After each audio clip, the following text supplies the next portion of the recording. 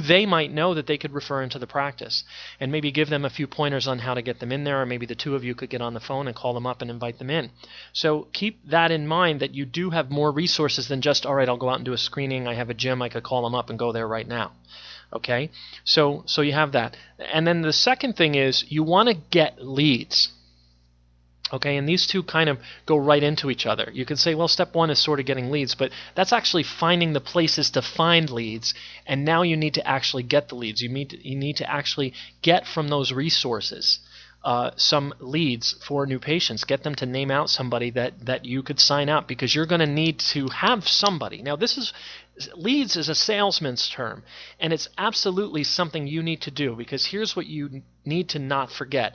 In your practice, I already told you, when you go out and do screenings or you do any kind of patient procurement or recruitment, and you go out there and you try to get people, that is not a sales activity.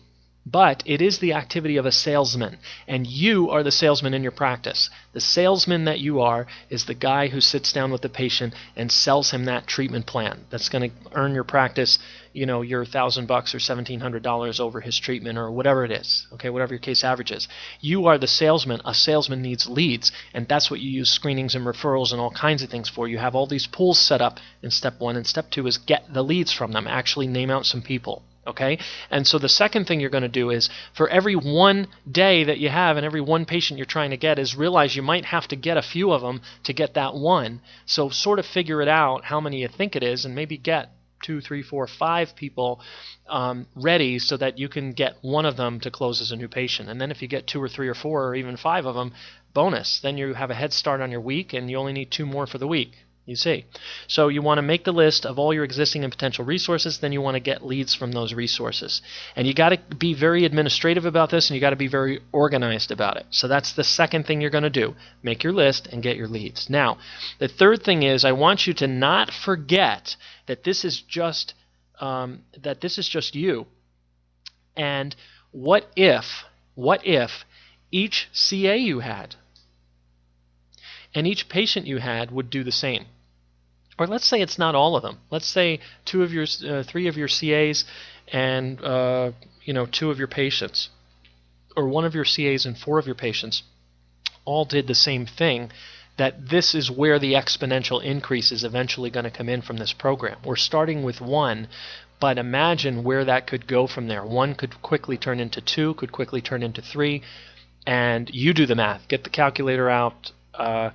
Exponential in nature. So don't forget that that's merely only considering you, and that you can actually get others to do this eventually. What I also don't want you to forget, we're talking grassroots here, that's the reason I'm doing that, is that imagine if you and every other chiropractor did 1 patient per day, and then built on that got 1 CA to do 1 patient a day. Now you got 2 patients a day, and then 5 patients a day, times the number of chiropractors. Let me give you a statistic. I don't have the exact stat, but somebody told me there's between 50 and 80,000 practicing chiropractors just in the United States, not including Canada, South America, any of that, Europe. Just in the United States alone, 50 to 80,000. So let's average it out and say 65,000. 65,000 chiropractors times 1 new patient a day, that's times 365, comes out to, like, I figured it out one time, it's like 24 million. So that'd be 24 million just for 1 new patient a day. Imagine if everybody got to 5. Okay, that's over 100 million. Do the math, folks. Okay, so this is what we're trying to get you to do. Now, the last step, number 4, and this is sort of a recurring thing throughout, is what you have to do once you've got that protocol down. To make the list, get the leads, and then don't forget that it's just you and you can always get others to do it, is that you now do everything in your power to make sure that you absolutely get 1 patient per day. Now, why is that a step on here? That's not just redundancy. That's not just me repeating this over and over. This is me telling you, you physically have to get up every single day, and you mentally and emotionally and spiritually and all that stuff have to put all of yourself in it to say, I'm going to do everything in my power today to figure out how can I get that 1 patient. And you're going to spend 5 or 10 minutes in the morning, and you're going to sit down with a sheet of paper, and you're going to figure out all the things you can do to get that 1 new patient. Or if you're up to the next level exponentially, of 2. Or 3, or 5, whatever it is. But I promise you, if you just start this way, and you build that way, and then you make it a priority. You stay up late at night if you have to, working on this, to make sure that you make that thing that you set for yourself, that goal to get to the top of the mountain. You know, that one patient that sits at the top of the mountain, I'm going to climb that mountain today, do or die. If I have to work through lunch, I'm going to do it. Okay, so that's the fourth step. You're going to do everything in your power to make sure you get one new patient a day, and then you're going to stay focused in everything you do on that main point. That's the other point of number 4, is that you're doing everything in your power, which means everything you do that day, when you're adjusting people, when you're talking to your CAs, when you're talking on the phone, when you're eating lunch, that you have this underlying thing, ambition, desire to get that one new person, and that it permeates everything that you do, all of your activities. That's what we want you to do, okay? Now, let's recap, okay? Because I want to make sure that you really have this, okay? You have your 5 reasons for doing it. I think each one of them is just reason enough to do it. But let's recap the process, okay? You're going to list all of your resources. You're going to list every single resource you can think of where a new patient could come from out. And not just ones you're already doing. I want you to come up with some new. So past and present and future stuff. Come up with ideas. Get creative about it. This is the fun part, folks. Let me tell you, my life is so much fun. One of the reasons why my life is so much fun is because I'm always having these ideas. And it doesn't matter if you never use them. Write them down. Put them down there, because you'll be surprised how many things. I'll bet you could come up with a list of 200 ideas too. So do that. Make that list of resources. Then start figuring out how to pull leads from those resources and start doing it. Start calling up people and going out there, and if one of them's, let's say you said, all right, Gold's Gym lets me come in anytime I want, I'm going to call them up, and today I'm just going to go to Gold's Gym on my lunch hour and I'm going to get a quick 5 appointments, and you go over there and you do that. So you get your leads, start generating the leads. Don't forget, some of your resources might be your staff or your patients. You can sit down with a patient and ask him for something, all right? And then you're going to get others doing it to multiply the results, also thinking with that, thinking I'm at 1 patient a day, but if I got someone else to do this with me, that would be fantastic. All right? And you could get a whole group of patients, 30 patients, each giving you 1 a month. You'd have 1 a day, and you'd double it. So just remember the exponential potential here. And then, lastly, you're going to do everything in your power to ensure that this happens. Now, try this.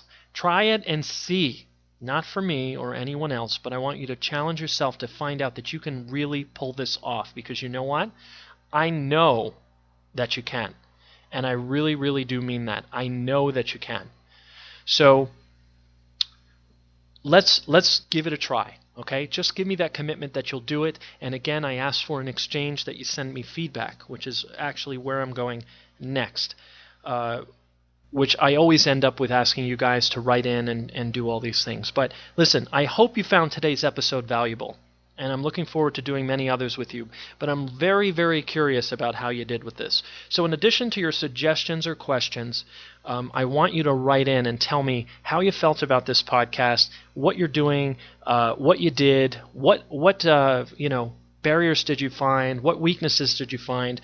Ask me questions. I would love to get into it with you. Okay? And remember, this is all part of making you part of a grassroots effort. I'm asking all chiropractors to do this, and I have a grassroots effort here. That's the whole purpose of this podcast and the show that I do and all these episodes. And I take time out of my schedule to do it because I really want that to happen. So it's grassroots for chiropractors, and it's so grassroots that I have made a whole bunch of free things for you guys, and I want you to start really taking notice and taking advantage. Go to screeningexperts.com and go to the bottom of the website page there, and you'll see a gray area, and then you'll see in white letters it'll say resources right under our social media, and you can click right there on our YouTube site. It's a free site that has free videos that follow our concepts that are geared toward inflating a person's interest in taking their next step to come to see you. I want you to use the video that's posted there now. You should post it, embed it on your website, share it on your social media, use it, use it, use it, okay? The other free resource that you have, you can either link right through the website. It's right in that gray area as well, and there's a link up top to it, or you can just go directly to chiropracticmarketingadvice.com. That is my blog. I make that for you. And there's probably, I don't know, 5 or 6 articles on there right now. All of them very, very interesting in nature. Okay, so please do go there. I want you to please tell others about our podcast here. I want other people who will work for patients, okay? And so please follow us, subscribe to us, download the Spreaker app. It's great for Android, and it's great for iPhone, the Spreaker app, and you can just listen right through there. You can also download the episodes and listen to them in your iPhone or whatever. Plug in your car and listen. Make sure you're tuning in. But please get your homies to also do so. There's people you went to chiropractic school with, CAs. I know you're in contact with other CAs. And please get others listening to our show, subscribing, downloading, and promote us on social media. Please like us. We really want this to be so grassroots that it's like you can't call it grassroots anymore. We want it to be mainstream, okay? Now, we've come to the end, obviously, of another successful episode. So, my friends, thank you very much for tuning in.